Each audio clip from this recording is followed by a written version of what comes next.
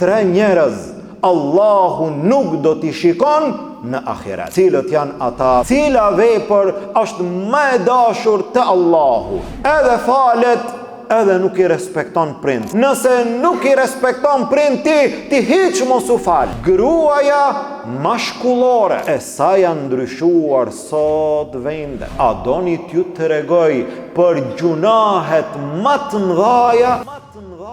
إن الحمد لله نحمده تعالى ونستعينه ونستغفره ونعوذ بالله من شرور أنفسنا ومن سيئات أعمالنا من يهده الله فهو المهتد ومن يضلل فلا هادي له وأشهد أن لا إله إلا الله وحده لا شريك له وأشهد أن محمدًا عبده ورسوله اللهم صل على محمد وعلى آل محمد كما صليت على إبراهيم وعلى آل إبراهيم إنك حميد مجيد اللهم بارك على محمد وعلى آل محمد كما باركت على إبراهيم وعلى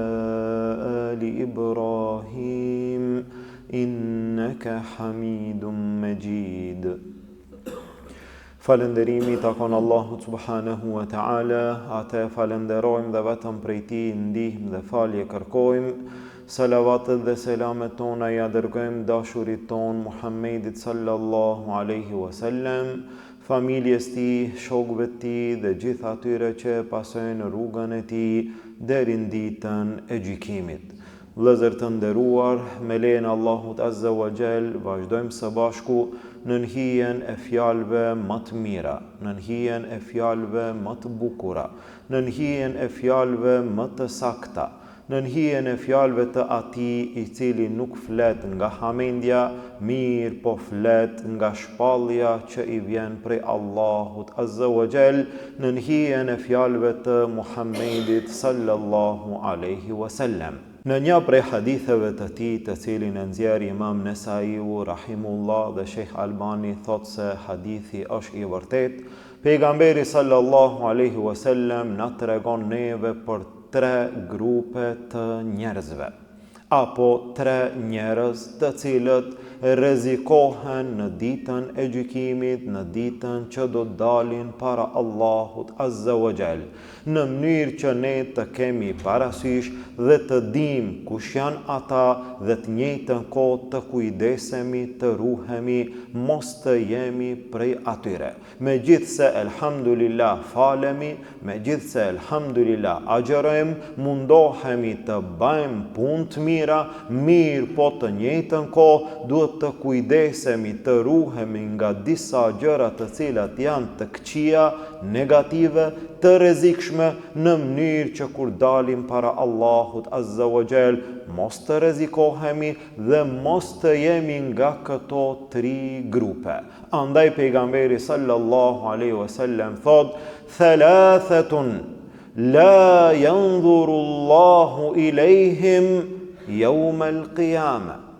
Tre njerëz, apo tri grupe të njerëzve, janë të cilët Allahu nuk do t'i shikon në ditën e kiametit. Në ditën e gjykimit do të dalin njerëzit para Allahut azza wa jall. Miliona, miliarda njerëz të cilët kanë jetuar në këtë dunja do të dalin para Allahut azza wa jall. Mirë po, janë disa prej atyre të cilët Allahu nuk i shikon ata.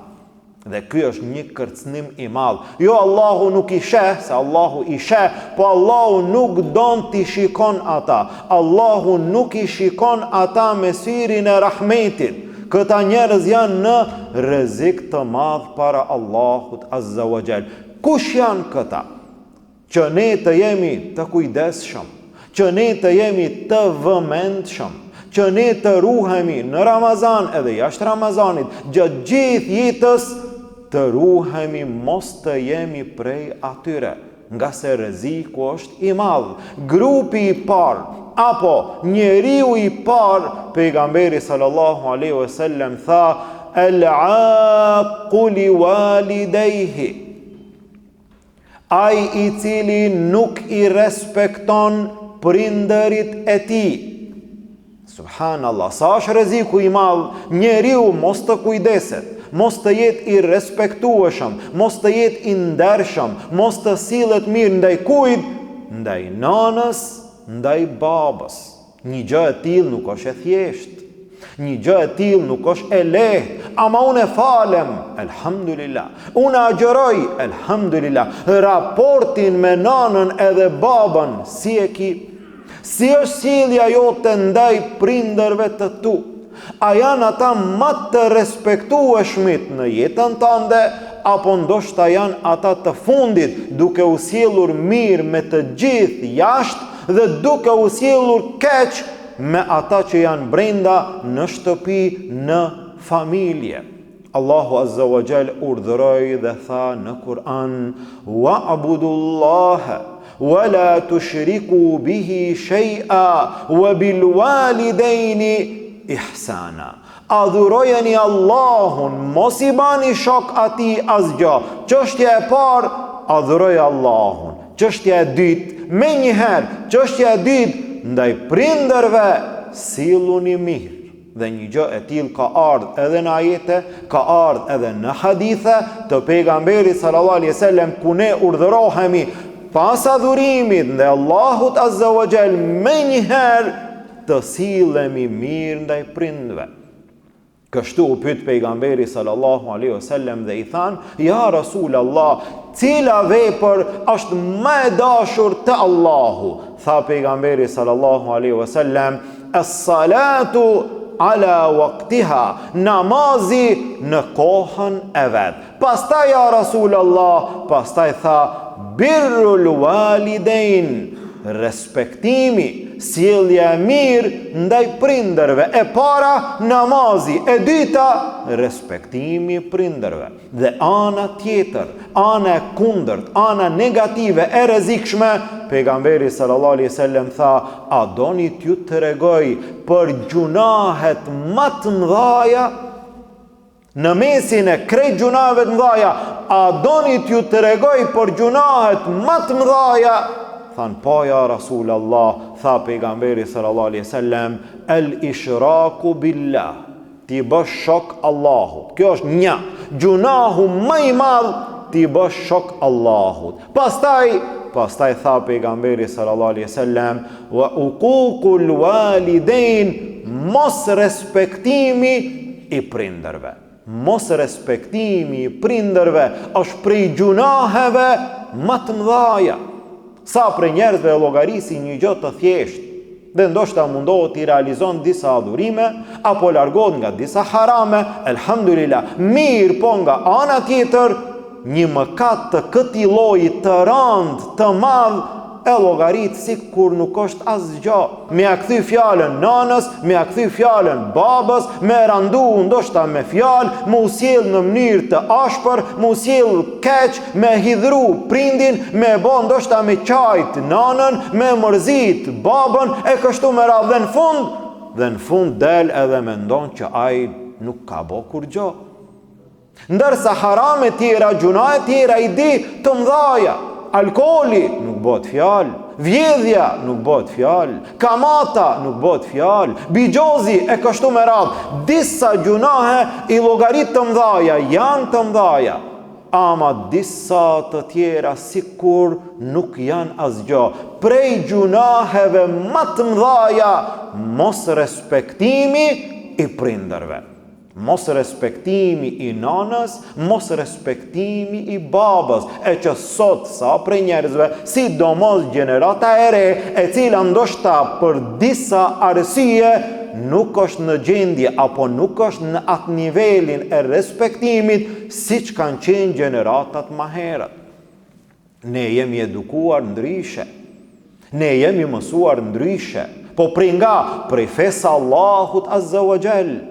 Ne jemi edukuar në atë frym, në atë mënyrë që kur hin baba, ti ke bë 40 vite, 50 vite, ti e bo me fmit e tu të mdhej, ama hin baba, ti ngritesh pak, drejtohesh pak, e pret babën që ka ardhur në familje, ulesh në sofër, e pret babën që të fillon. Kur flet me prindin, flet me respekt, me nder, ndoshta ti e prind, ndoshta ti e zbardh, ama prapaj, ajo është babait, prapa jo është nana jote. Pastaj gjeneratat e reja, duke u ndikuar nga frymat të tjera, jo fryma islame, e shet që nuk e ka gajle. Kur flet me babën si me fol me një shok të klasës, e kur flet me nanën as që diskuton fare se nuk e ka frikate, dhe pastaj sillet në atë mënyrë si kur të jetë dikun që nuk i ka hije, nuk i takon besimtarit dhe besimtares. Respekti nuk bëhet nga frika. Jo se ti tutesh, ti ki frik prej babës, jo ki frik prej nanës, jo, ki respekt. Respekti është diçka tjetër, frika është diçka tjetër. Frikë ka njeriu kur ka ndonjë dëm, kur ka ndonjë faj, kur ka bën ndonjë gabim, e kështu me radhë. Sjellja ndaj prindit nuk ka të bëjë me frikën, ka të bëjë me dashurinë, ka të bëjë me respektin. Dhe një gjë e tillë duhet të jetë shumë prezente, siç ka qenë, dhe duhet të jetë prezente në mesin e besimtarëve dhe besimtareve. E mos të flasim ai i cili është i ibadetit, është i xhamis, është i namazit, është i Kur'anit, falet dhe nuk i respekton prind, po si ka mundësi të shkon një gjë e tillë, të shkon e përbashkët në të njëjtën rrugë, edhe falet, edhe nuk i respekton prind. Si ka mundësi? Namazi duhet ta ndryshon atë. Namazi duhet ta përmirëson atë. Disa prej njerëzve thonë, nëse nuk i respekton prind ti hiç mos u fal. Dhe një gjë e tillë nuk qëndron fare. A nuk e respektove nanën, nuk e respektove babën, ti kot që falesh, kot që agjeron. Jo, tash ne nuk guxojmë prej një ekstremi të shkojmë në ekstremin tjetër. Jo, kot që falesh, ti elhamdulillah që falesh. Nuk i respekton babën edhe nanën, falesh. Elhamdulillah që falesh. Mirë po, Allahu i cili të ka urdhëruar të falesh, të ka urdhëruar edhe ti respektosh prind. Dhe ti i cili falesh, ti dallohesh që ki frikë Allahun. Ti e nështruar Allahut, ti falesh. Ti ki frikë Allahun. A nuk ki frikë Allahun që mos respektimi i prindve është prej gjunaheve më të mëdhaja? A nuk ki frikë që pejgamberi sallallahu alaihi wasallam thot, la yadkhulul jannata qati', nuk hin në xhennet ai i cili i këput lidhjet familjare. Lidhja familjare më e ngushta, më e afërta është me prindin. Po prej aty fillon. Ti nëse nuk ki raport të mirë me babën edhe me nanën, me kan tjetër. Çka pastaj që me shokët e ki raportin e mirë?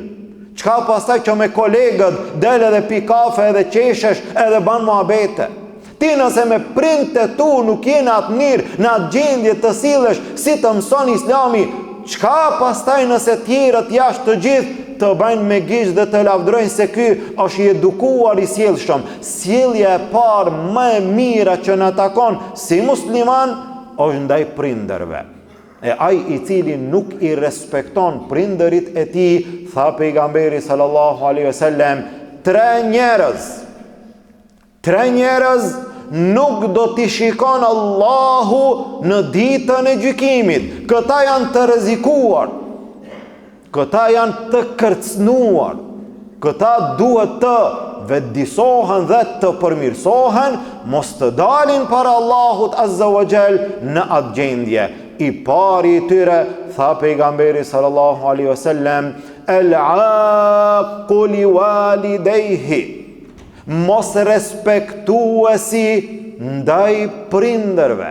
Ai i cili nuk ka respekt, nuk ka sjellje ndaj nanës, ndaj babës, duke e ditë hakun e madh të atyre në dunja.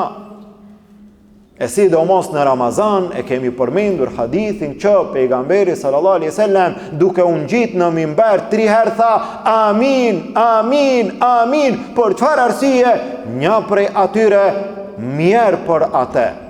I nënçmuar mbet ai, i poshtruar qoft ai i cili i ka 2 prind gjallë, apo njanin prej tyre dhe nuk e fiton xhenetin. Prindërit janë një derë të cilët të çojnë në xhenetin Allahut Azza wa Jall. Dhe prej 8 dyrëve të xhenetit, një derë në xhenet e ka emrin El Walid, dera e prindërve.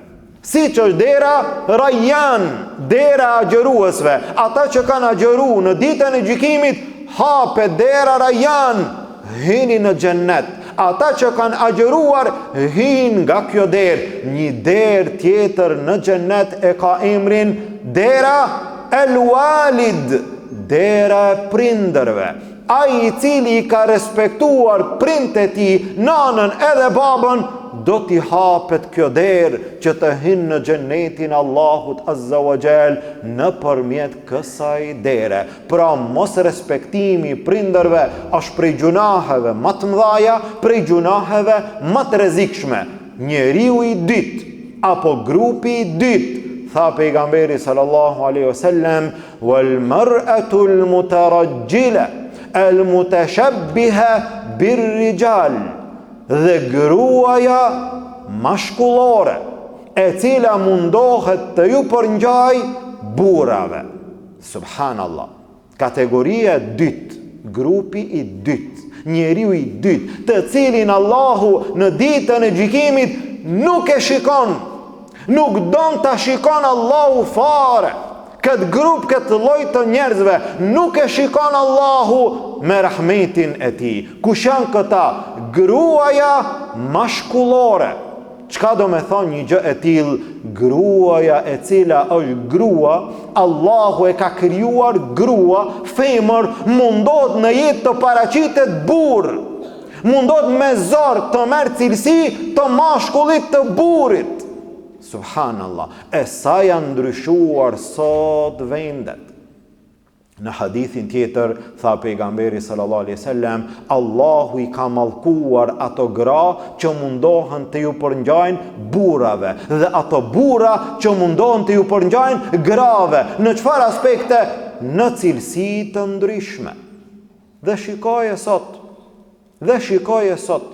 Grua e cila ndoshta në pamje mundohet të ju përngjan burrave, në veshje mundohet të vishet sikur burrat, në punë mundohet të i ban punët e burrave, në sjellje mundohet të sillet sikur burrat, dhe nuk lëshon rrugë dhe ruju prej saj.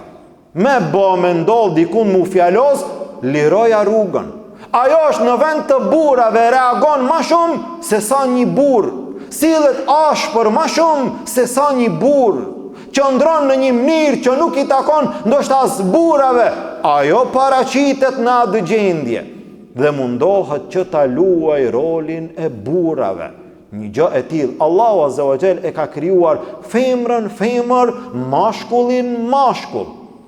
Kur gruaja bëhet grua mashkullore, apo kur burri bëhet burr femëror, këto janë ndryshimet e gjinive dhe ndryshimet e natyrës që Allahu i ka krijuar në një anë krejt të kundërt. Dhe kjo pastaj ka pasoja. Një prej dietarëve i cili pyetet për rastet e shkurorzimit, janë shtuar rastet e shkurorzimit në vendin tonë, në vendin e tyre. Për çfarë arsye? Cili është sebepi, cili është shkaku që janë shtuar shkurorzimet, po ndahen burrat, po ndahen gratë. Për çfarë arsye? Thot arsye e parë, gratë janë burrëruar. Gratë janë bë burra. Gruaja në shtëpi, në familje, në shoqëri mundohet me lut rolin e burrave, dhe kur bëhet në një familje një burr, edhe një burr, nuk funksionon. Nuk shkon. Burri kur gruan e ka me sjellje të burrit, edhe ai është burri, edhe gruaja mundohet të bëhet sikur burri i saj, atëherë vjen përplasja, edhe nuk shkon, nuk funksionon deri kur? Deri në ndarje. Dhe kjo është e rrezikshme. Mos të flasim në pamje, mos të flasim në veshje, mos të flasim në raste të caktuara të ndryshme që që nuk bëhet dallimi. E mos të flasim për palën tjetër kur burri mundohet të merr cilësi të grave, kur e humb atë natyrshmërinë, atë burërinë që i takon atij. Sidomos në këtë kohë janë përzier gjëra deri në atë shkallë sa që ma nuk dallohet cili dhe cila. Dhe kjo është e rrezikshme, kjo është prej gjunave të rrezikshme, prej gjunaheve të mëdhaja. Në një prej rasteve para disa dite isha në një rend duke prit për një lloj pagese dhe e shoh dikan që e kam para dhe po pres rend. Para ishte një burr i veshur me veshje të burrit dhe në rregull unë e pres që të vije radha. Kur e çoj kokën e shoh që kishte qenë me vath, atëherë kuptova që është grua, ama është vesh si kur burr. Thash subhanallah, di femër grua, ama me veshje të burrave. Dhe ula kokën, presim që të paguajmë, të përfundojmë. Kur e përfundoi pagesën, kur u kthye një burr. Në realitet kishte qenë mashkull burr, ama me 2 vath në vesh. Dhe ti ma nuk e di, a është mashkull, a është femër. Nuk e di nga se të 2 palët marrin cilësi të njëri tjetrit. Burr me 2 vath në vesh. Para mendoje. Mashkull i cili hjek vetullat, njëjtë sikur gratë, me gjithë se hadithet kanë ardhur për kanë për gratë. Pejgamberi sallallahu alaihi wasallam na ka treguar për gratë. Allahu i ka mallkuar ato gra që i heqin vetullat. Po pse ato gra jo ato burra? Po gratë, se gratë e kanë bën një gjë të tillë gati çdo herë. I ka mallkuar gratë. Pse burrat jo? Po se bambe burri. Nuk e ban burri, por atë nuk është përmend. Ama sot e sheh që burri, mashkulli sot të me ban. Edhe frizurën, edhe pamjen, edhe veshjen, edhe vetullat, edhe mënyrën, edhe stilin, dhe gjitha këto nuk i takojnë besimtarit. Andaj grupi i dytë i rrezikuar është ai grup i cili gruaja mashkullore, e cila mundohet të ju përngjan burrave, dhe grupi i tretë për të cilin pejgamberi sallallahu alaihi wasallam tha, nuk do ta shikon Allahu në ditën e gjykimit. Kush është ky? Tha pejgamberi sallallahu alaihi wasallam, "Wad-dayuth", dhe ai i cili është dayuth, dhe ai i cili është dayuz, dhe ai i cili nuk ka xhelozi për nderin e familjes së vet. E sa prej njerëzve sot janë civilizuar, janë përparuar, kanë arrit në atë shkallë që ka mundësi të thot, është e drejta e vetë, të une në familje ka liri. Ne nuk jemi ajo kategori që i shtrëngojmë gjërat, i ndalim, i pengojmë, këtu dil, këtu mos dil, atje ban me shku e këtu nuk ban me shku. Është e lirë, bashkëshortja është e lirë, vajza është e lirë, motra është e lirë, dhe ky i civilizuari në thojza nuk ka xhelozi për nderin e familjes së vet. Pejgamberi sallallahu alaihi wasallam tha, "Wad-dayuth", ai i cili e sheh të keqen, e sheh pandershmërinë në familjen e vet, në shtëpinë e vet dhe nuk xhelozon fare. Subhanallah, është e çuditshme. Njerëzit më herët edhe para se me qenë musliman kanë qenë burra, kanë xhelozu, kanë qenë në gjendje me vdek për nderin e vet. Dhe dikush që i thot vetes musliman dhe mos xhelozon, kjo është e çuditshme. Po për çfarë arsye ka arrit deri këtu, deri në këtë shkallë, shkaku i kohës së ngushtë, do të përmendim shkurt disa arsye. Arsyeja e parë, imani i dobët. Arsyeja e dytë, ngrania e mishit të derit. Atje, në ato vende ku njerëzit hajnë mish deri, kanë shumë pak xhelozi apo s'kan fare xhelozi. 3. Përdorimi i lëndëve narkotike. Gjërat e tilla ndikojnë në natyrshmëri njerëzore, i humbin njeriu xhelozin. 4. Që mendoj është prej gjërave më të rrezikshme të futura në popull, sidomos në rini. sidomos të rinjët dhe të rejat, një gjë e cila e shkatëron total, e prish familjen, nderin, moralin, çdo gjë i ahum njeriu xhelozin deri në atë shkallë që mos ta ketë gajle me pa edhe krimin më të madh të pandershmërisë në familje, është shikimi i filmave të fliqur, të përhapur në mesin e njerëzve, të rinjët dhe të rejat, të cilët sot kanë mundësi totale, liri totale, gjitha mjetet në shtëpi, në dhomat e tyre, për cilja e filmave të tillë rrezikon çdo gjë, e rrezikon familjen, duke e pa që e gjithë ajo mund të bëhet normale. Njëherë fillon shikimi, pastaj fillon mendimi dhe në fund arrin deri te realizimi dhe njeriu e shet të keqen në familje, te kush? Te bashkëshortja e vet, te vajza e vet, te nana e vet, te motra e vet, dhe në fund nuk xhelozon fare. Por çfarë arsye? Po ajo e ka të drejtën e vet. Subhanallah. Pejgamberi sallallahu alaihi wasallam kur një njeri të kërkoj, ja Rasulallah, kam ardhur mua me ma leju zinan, me ma bo halal, une nuk muj me ndejt, me ma bo mua halal zinan. Pejgamberi sallallahu alaihi wasallam tha, e don atë për nanën tënde? Jo, ja Rasulallah. E don atë për motrën tënde? Jo, ja Rasulallah. E don për vajzën tënde? Jo, ja Rasulallah. Kështu është njëjtë është, se edhe ato janë ose nane dikujt, ose motër, ose vajzë dikujt. Para mendoje tash kur të arrish në një shkallë që dikush prej muslimanëve që nëse i thua, a e don për motrën tënde? Po ajo e ka të drejtën e vet, ajo e ka lirinë e vet, ajo çka don le të bën. Subhanallah, kjo është krim, kjo është prishje e natyrshmërisë, e xhelozisë që i takon burrit. Mos të flasim muslimanit. Saadi radiallahu anhu tha, pashallahun, me pa një burr të huaj, me bashortën time, e heki shpatën, ja heki kokën. Nuk ka fjalë. Sahabet u habitën, pejgamberi sallallahu alaihi wasallam tha, apo habiteni me xhelozinë e Saadit? Pashallahun, unë jam ma xheloz se Saadi. Pejgamberi on sallallahu alaihi wasallam ka qenë xheloz.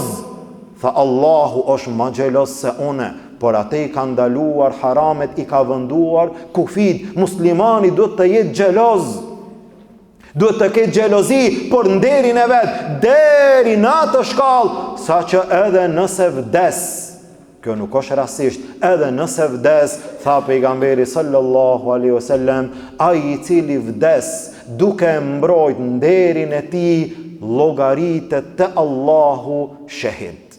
Ai i cili vdes për ta mbrojt nderin, ai nëse vdes del te Allahu si shahid.